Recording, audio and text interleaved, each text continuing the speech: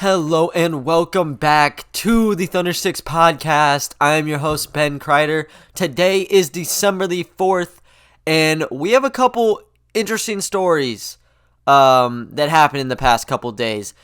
And the first one has to do with Russell Westbrook getting traded from the Rockets to the Wizards. We already know John Wall came back to Houston. I'm going to be talking about that and why, as us being OKC fans, we should kind of be excited for it. I'm going to be saying, how we should feel about it. As well as that, we're going to be talking about Melvin Frazier, who we recently picked up, and I cannot be more happy for this signing. I think a lot of you guys will be a lot more excited to have him. I think a lot of people just saw the name, didn't care too much. You guys, hopefully, I get you guys excited for him because he has been on my radar forever. I really love the guy. But before we get into him, we're going to be talking about the Russell Westbrook trade. So, yesterday, Russell Westbrook got traded from the Houston Rockets to the Washington Wizards. It's all over the internet. You guys kind of already know. But I'm just going to give you guys my breakdown. So, the Wizards ended up trading away John Wall in a 2023 protected first. It is a lottery protected first. Things get a little bit weird after that. I think it fluctuates on what the protections are. From like 2024, it goes like top 10, top 8. I don't know. It just goes on for a while if, they somehow are a lottery team forever. It eventually turns into 2 seconds, but I doubt it. So the Rockets picked up John Wall as well as that pick, and the Wizards got in return Russell Westbrook.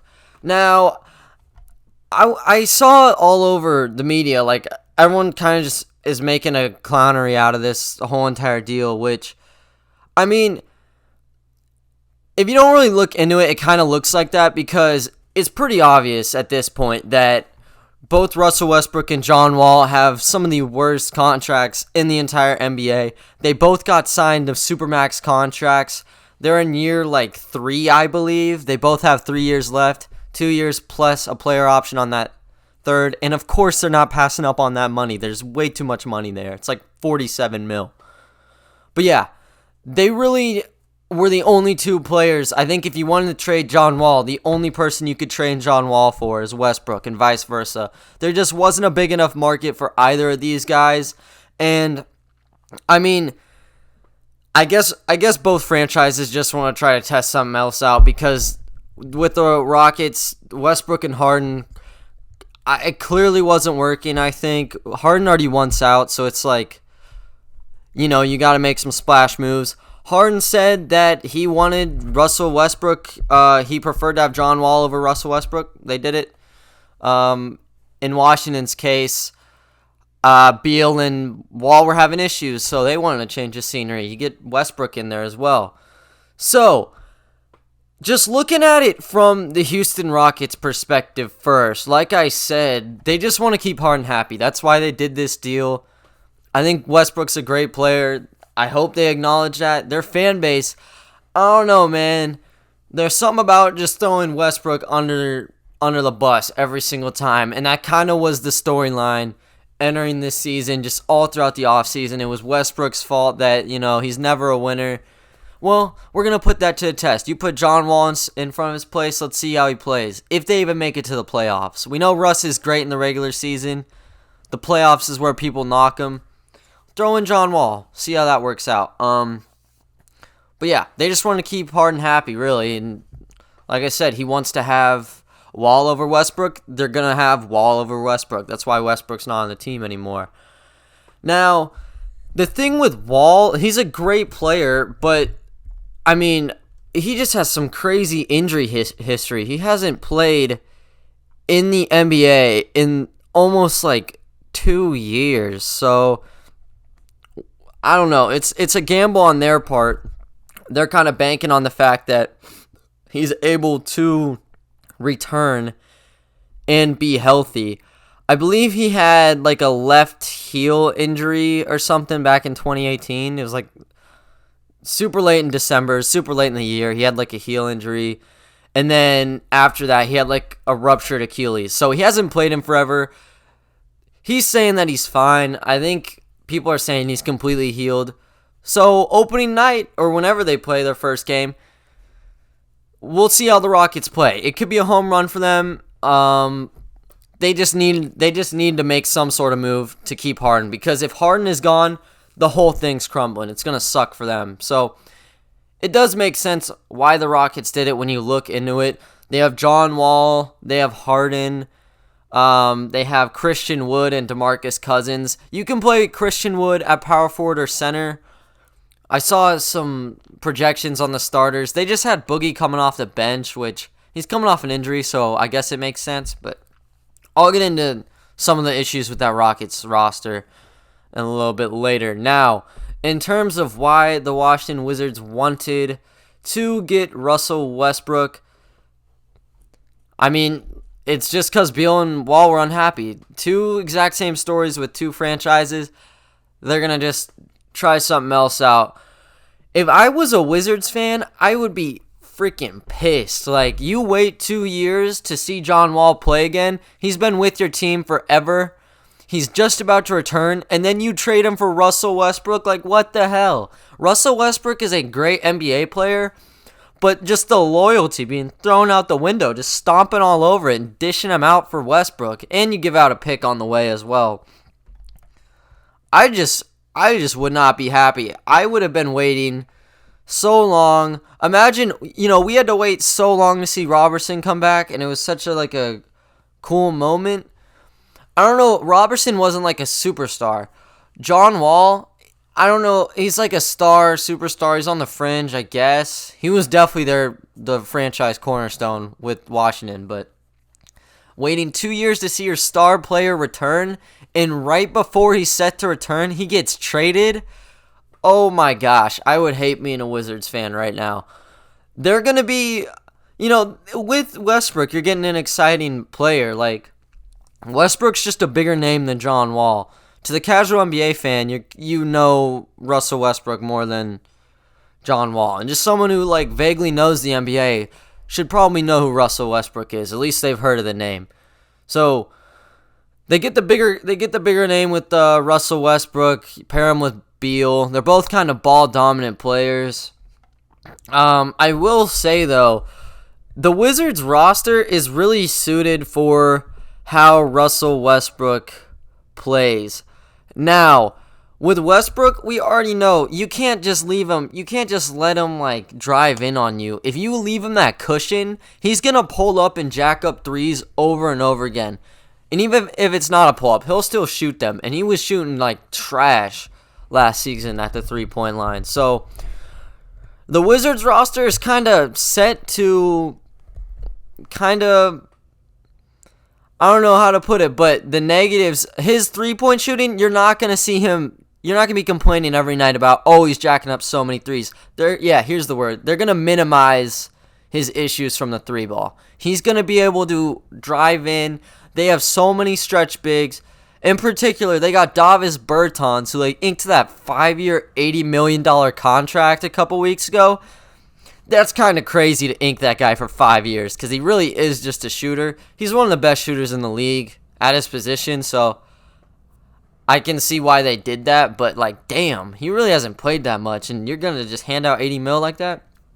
I don't know. So, well as Bertans, you got Thomas Bryant, who also is a stretch big. So, you got two stretch bigs. You can do some pick and rolls, some pick and pops. It don't really matter. I think it's going to be fine. I think the shot chucking will be an issue, but it's not going to be popping off the page every single game like it always has. And he's still going to be putting up those stat lines. Now, Westbrook's not going to be an off-ball player. Bradley Beal's an off-ball. He'd be more of an off-ball player, and he really isn't an off-ball player. He needs the ball in his hands. So does Westbrook. We'll see how it goes with them. I like the dynamic of Westbrook being surrounded by all these shooters, and now there's actually centers there because, with the Rockets, you can say, number one, Rockets were piled up with shooters, so you could say it's a similar situation. Whenever PJ Tucker's your biggest dude on the court, that's kind of a problem. So this is a way different team on Washington. They have actual people who are power forwards and centers. They have real centers. Real power forwards. it's going to be a lot better for Westbrook in Washington. And I think Washington is immediately in the playoff conversation. Like, I saw on Twitter, obviously they're not really credible sources. They're just random people on the internet talking. But people don't believe that they're going to be in the playoffs. Like, what? There's maybe like a 1% chance they don't make the playoffs. And even that's kind of high. Russell Westbrook, Bradley Beal on the same team. They got Denny Avdija or whatever from the draft, like the 9th pick slid to him. You still have Rui Hachimura, you got Bertans, and you have Thomas Bryant. That's a good enough starting 5 in the East. These people talking on Twitter are crazy. So I'm telling you, some of those people. I think the Wizards are in a good spot. They're a playoff team, contender. I don't know about that. If they can figure the dynamic out between Beal and Westbrook, you could have something. I just know they're going to be a good regular season team, barring there's no like crazy injuries to one of them or something. So that's just how both sides, I believe, would look at it. I still don't really get how the Rockets got a pick. I guess maybe because Wall is coming off an injury and Westbrook isn't coming off an injury, and you know what you have in him. But, yeah.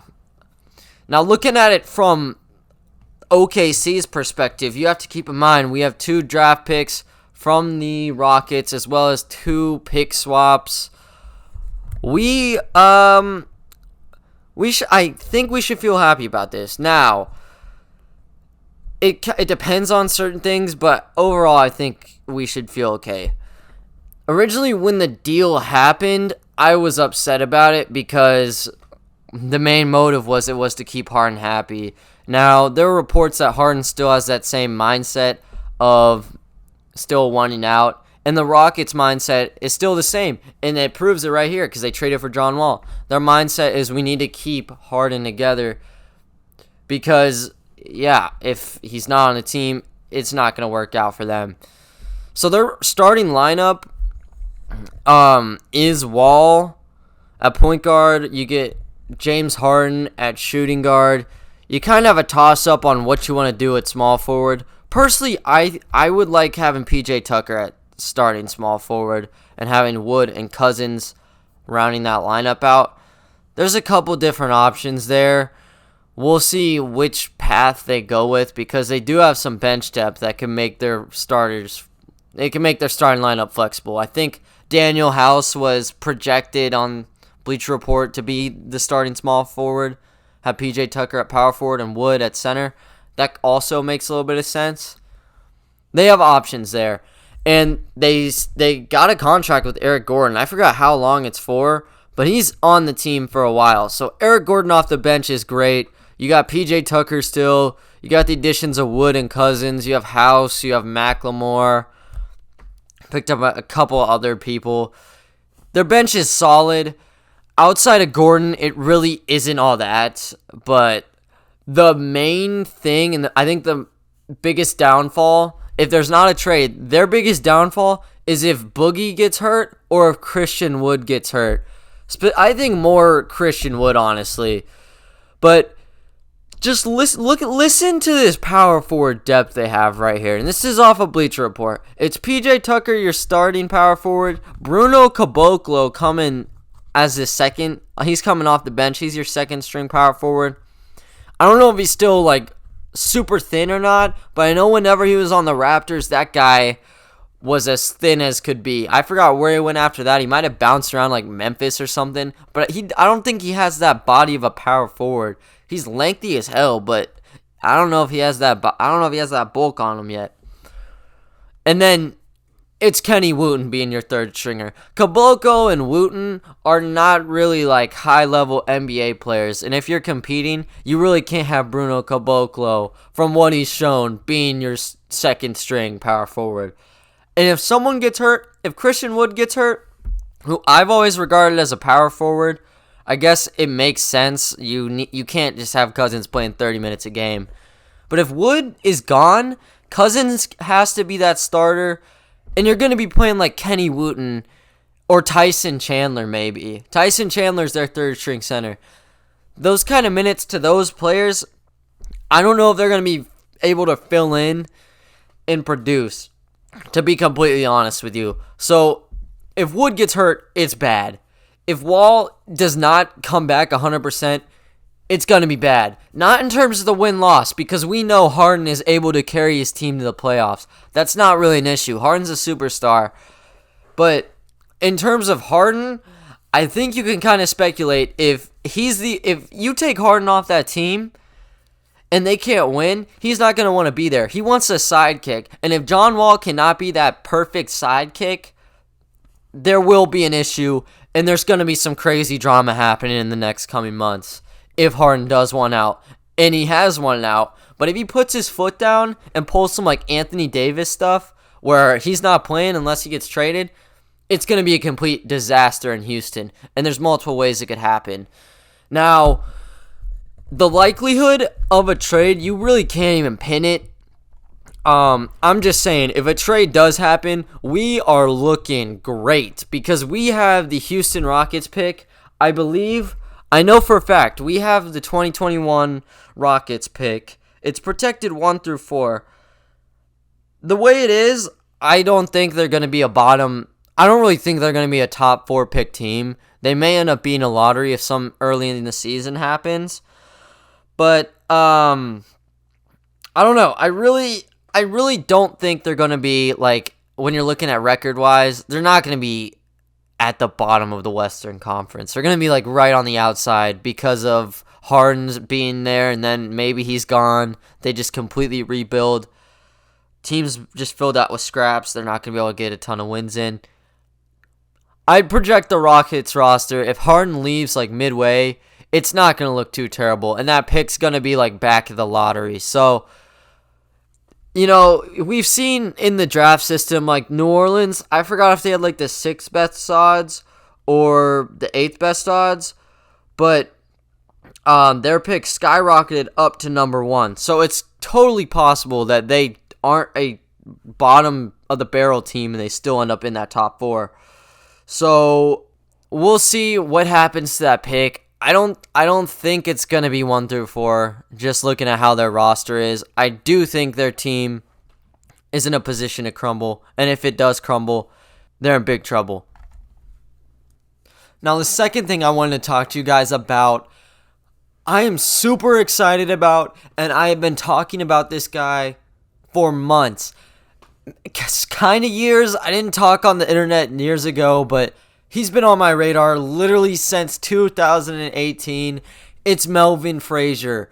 And just yesterday, on Thursday, we signed him to a deal. I don't know if it's guaranteed or not, but we signed him to a deal. Now, a couple days, actually a day before we signed Frazier, so on Wednesday, we signed Antonius Cleveland, who's kind of like vaguely played in the NBA. I really don't know much about the guy. But he got signed to a deal, and then he was on the team for a day, and then he got cut, or he got waived for Melvin Frazier. Now, I don't really know the specifics, and on these Exhibit 10s, which is probably what he signed on, he's going to get like a $60K bonus to play for our G League. I guess we're just trying to get veterans on the G League team. Maybe it's to bring other players down and just have those core vets to help him out. That would be my thing. I think Cleveland probably is going to be on our G League team. But he's off the main roster. We bring in Melvin Frazier, and people may be like, okay, so it's the exact same scenario as Cleveland. I don't think so. The thing with him, he's relatively young, and I feel like maybe he was waiting to sign with the Thunder. He was waiting for like a fully guaranteed contract because he was a second round pick, really high, like 35th in 2018. And he's shown flashes, really more so in the G League. He hasn't played a lot in the NBA, but he's shown flashes. Maybe he was thinking he could be like a 15th guy on a roster and get that guaranteed money. So he was holding off on whatever our non-guaranteed offer was, which I'm thinking we probably gave him a non-guaranteed one just for training camp. But now I think it's at the point where his agent is like, you got to take this. we are in a situation where we will take anybody who's sort of young and has potential. He's 24. He's got a lot of potential. I have a lot to tell you about this guy. Now, just the backstory, he played for Tulane in college. He was there for 3 seasons. After his junior year, he had a really good junior year. He came out, got picked 35th by the Magic. 36 was Mitchell Robinson. In that 2018 class, I wanted us to trade up so bad to get him or Robinson, ideally both, but one out of those two I really wanted us to get. I don't know if I had one above the other or not. I just know those were the 2 main guys I thought really highly of. I forgot who we dealt our first rounder to in 2018, but we dealt that away. Our only 2 picks came in the 50s. It was like 52, 53, and 57. That was Devon Devin Hall, and Kevin Hervey. We know how both of those played out. Pretty much just wasted both our draft picks. It is what it is. It would have been great to have one of these guys, and now we have one of these guys. 2 years out from the draft. He's not 20. He was 21 when he got picked. Now he's 24, but he's 2 years out from getting drafted. He's in our hands. We are super lucky to have this guy, and I've referenced a couple podcasts ago, I don't know which one, I wanted to do a free agency list who I wanted us to get, but moves were coming in so fast, I couldn't even do that because our roster was filled to the brim. I was like, if I were to even make one of these, who would even care to listen? Because our roster is pretty much set in stone in terms of, out of these guys, we have 20 people. We're going to have 15 out of those 20. Outside 1 or 2 from a trade or something. But it's not like we were bringing in free agent after free agent. Frank Jackson was the exception. I think he is guaranteed. And Melvin Frazier may also be the second exception. We'll see on him. I'm just super pumped about him. So, I don't know how we got to free agency. Well, I do, but he really shouldn't have been at this point in his career already. The Magic declined his player option. I don't know if it was a couple months ago, but they declined his player option to make him a free agent this season. They did that with a couple other people. I forgot who it was. I think it was Wes Iwundu, I'd like to say. I think he also got his player option declined. So they were declining options everywhere on the guard position. Wes already signed. Melvin Frazier finally signed. And it's a great opportunity for him to be with us, as well as we got a really good player in Melvin Frazier, or potentially a really good player. Now, he just needed to get the hell out of Orlando because they drafted him at 35 and just threw him in the G League. And he needed time in the G League, but they just threw him there, and he hardly ever touched the actual NBA court. He played 29 games in his first 2 seasons. So no wonder he got waived. I mean, they never threw him on the court.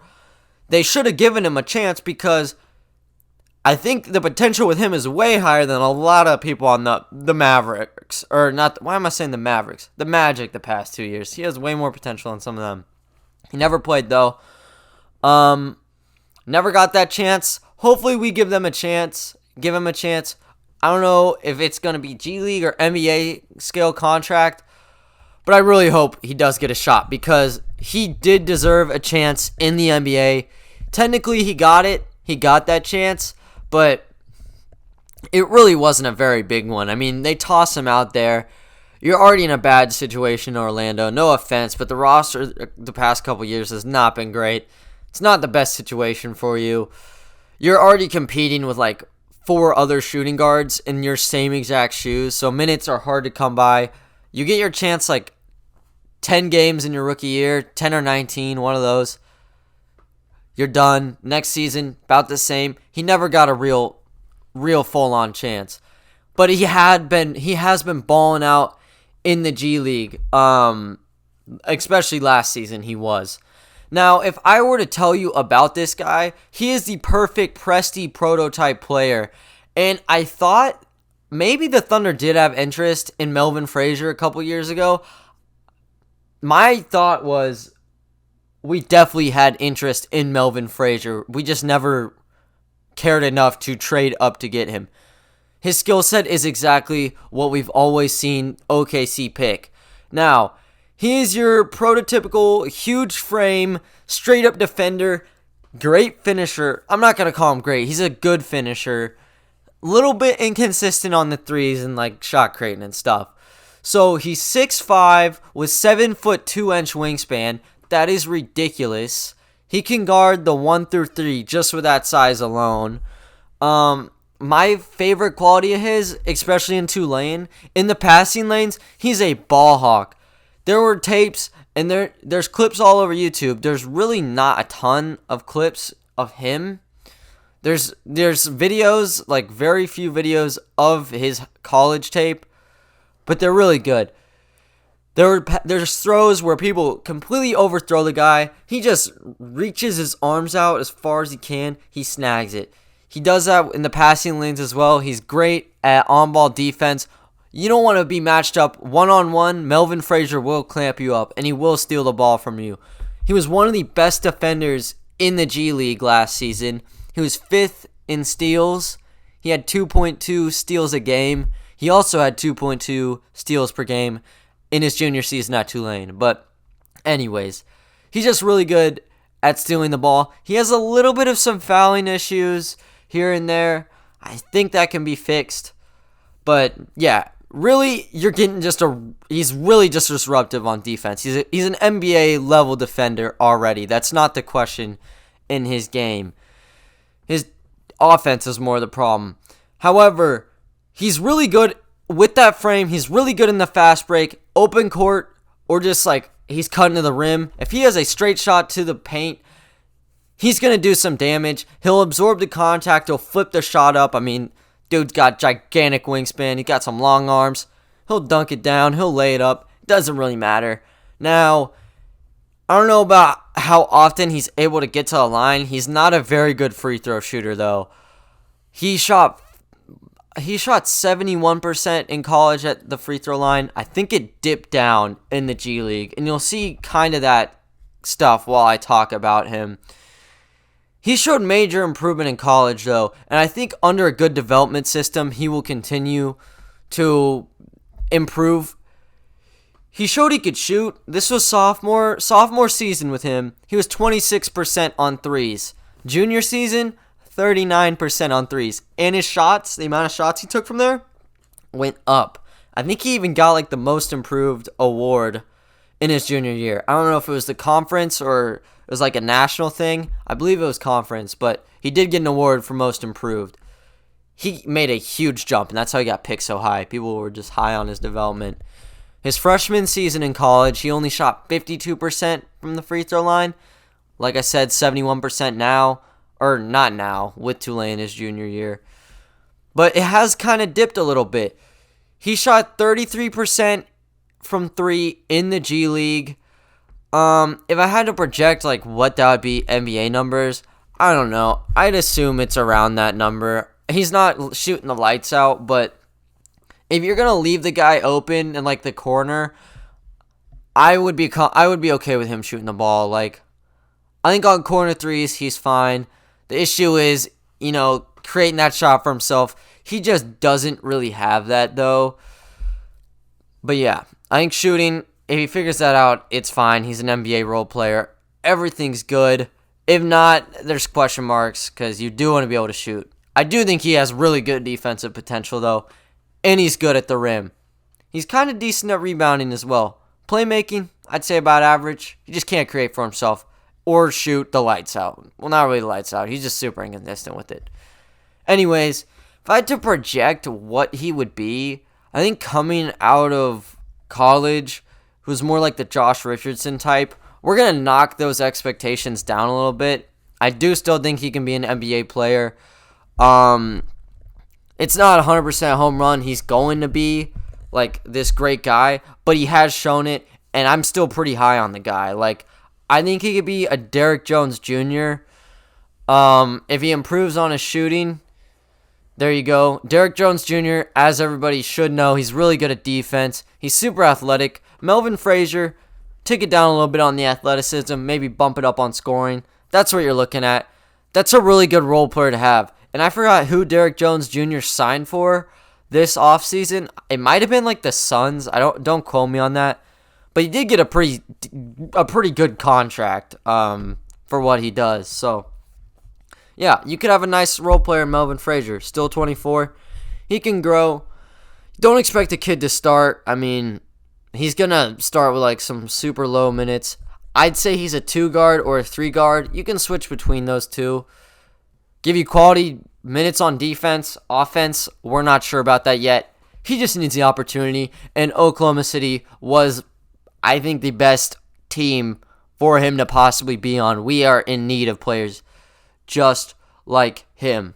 And if from what you heard from me, you guys still are not convinced, trust me, just watch one of those highlight clips of Melvin Frazier, and you will be convinced that he's an absolute steal. And the fact he fell into our lap is pretty ridiculous. The video that I watched whenever I first fell in love with his game, it was uploaded by Cody Wright. It's 7 minutes long. It shows some offense and some defensive clips. Really encourage you to watch it. It's great stuff. I'm telling you, you're gonna like Melvin Frazier if you look at that thing. But people are kind of speculating, regardless of how good he may be, that it's an Exhibit 10 and they just want to waive him so he's on the G League again. Bring him up every once in a while, I suppose. I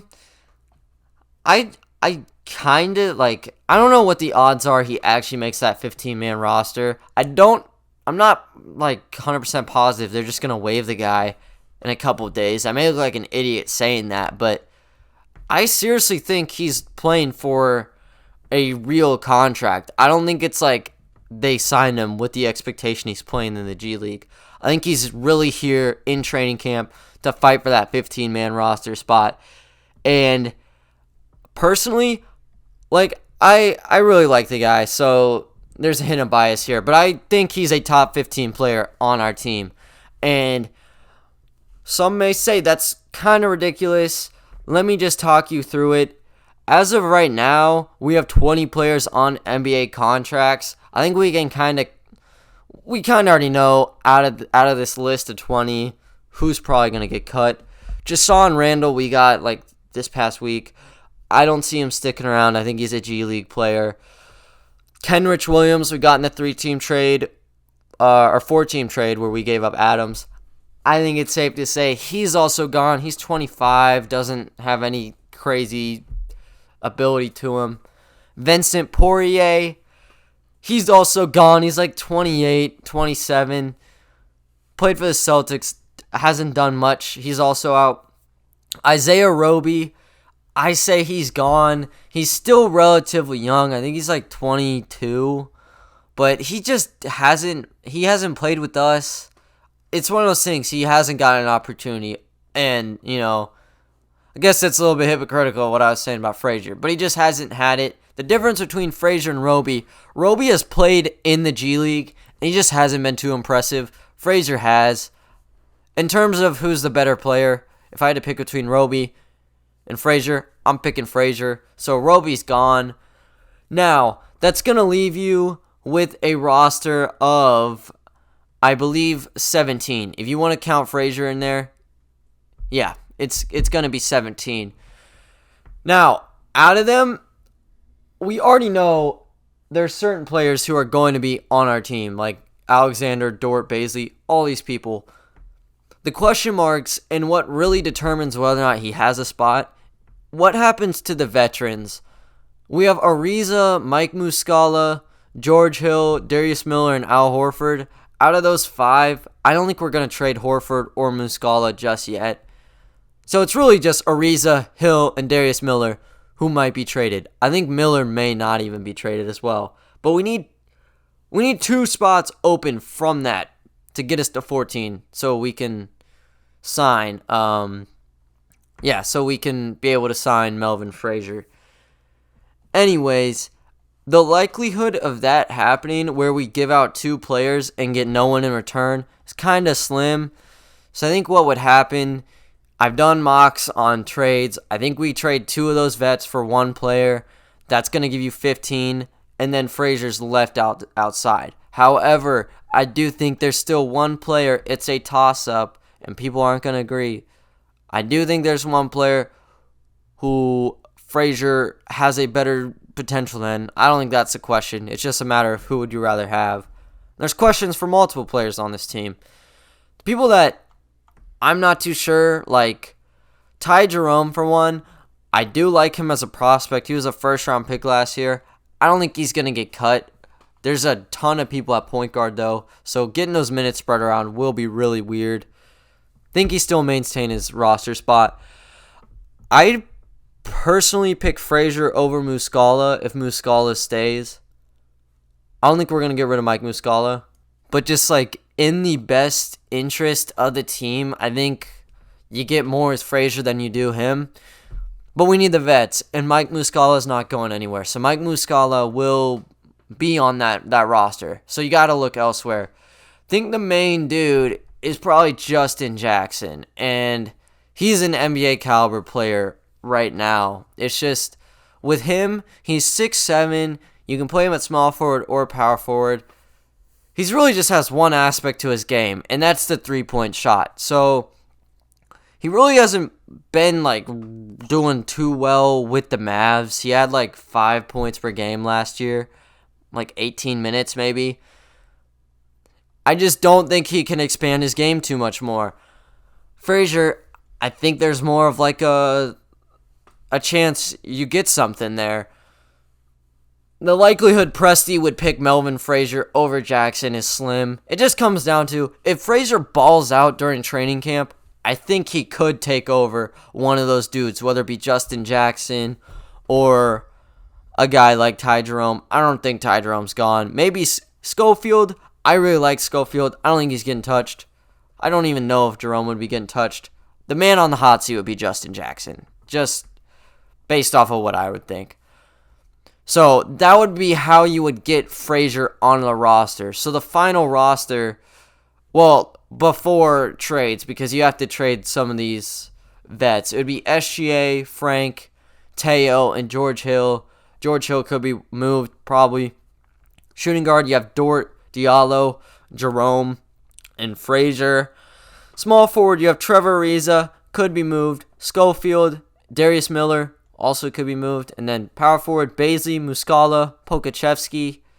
Center, Al Horford, TJ Leaf. So you're a little bit thin at the big man spot. And Jackson does give you flexibility because he can play power forward for you. That opens up Muscala to play more at the center. I do think there's some funky rotations that would make things work, though. I think I think TJ Leaf is perfectly capable of playing minutes at center. He's more of a power forward. I think he can play center, though. Yeah, you can play Muscala at power forward, Baisley, Pokachevsky. I think the minutes will be filled without Jackson, with or without Jackson. I don't think there's an issue unless there's injuries. Or there's a Horford deal where we are left with like no center. But even at that point, Muscala would be the next man up. So it doesn't really matter. I just think Melvin Frazier is deserving of a 15-man spot. I would pick him over some of the dudes on our team. You got to keep your eyes open on the news with him because you never know when news would drop. I could see him being waived in the next couple days, or I could see him suiting up, for our first game on like December 23rd or whenever it is. So, I don't know. I'm just really high on Melvin Frazier. Hopefully, you guys check him out. I think Melvin Frazier could do some damage with us. I don't know what role, but I think he's a quality guy. And this has been a trend of Presti this past month. I've really loved the signings and moves he's gotten to kind of, like, sneakily, he's acquired some really good players. Like Admiral Schofield, you look at him, it's like a random throw-in from the Wizards. He can be something for you. He's like a linebacker, 6'5", 245. He's good. He can stretch the floor. He can play some defense. I like what you have in Schofield. Practically got on for nothing. Frank Jackson out of free agency. Super underrated. We liked him whenever he was coming out for the draft. We'll see what we have in him. I do really like him, though. He's only 22. And then now, in the same week pretty much, we got Melvin Frazier. So those are three really solid guys we got for really nothing. I don't know how many more moves Presti can make, but it's Sam Presti, so you really never know. Anyways, we'll see what goes on in the future. I'll keep all updated with that. But with everything being said, thank you guys for listening to today's episode of the podcast. I'll try to get one out to y'all again this week. It might be a little bit tight. We'll see how everything goes. But yeah, I'll make sure to keep you updated if there's any big news or anything like that. But with that being said, thank you all for listening, and I will catch you all next time.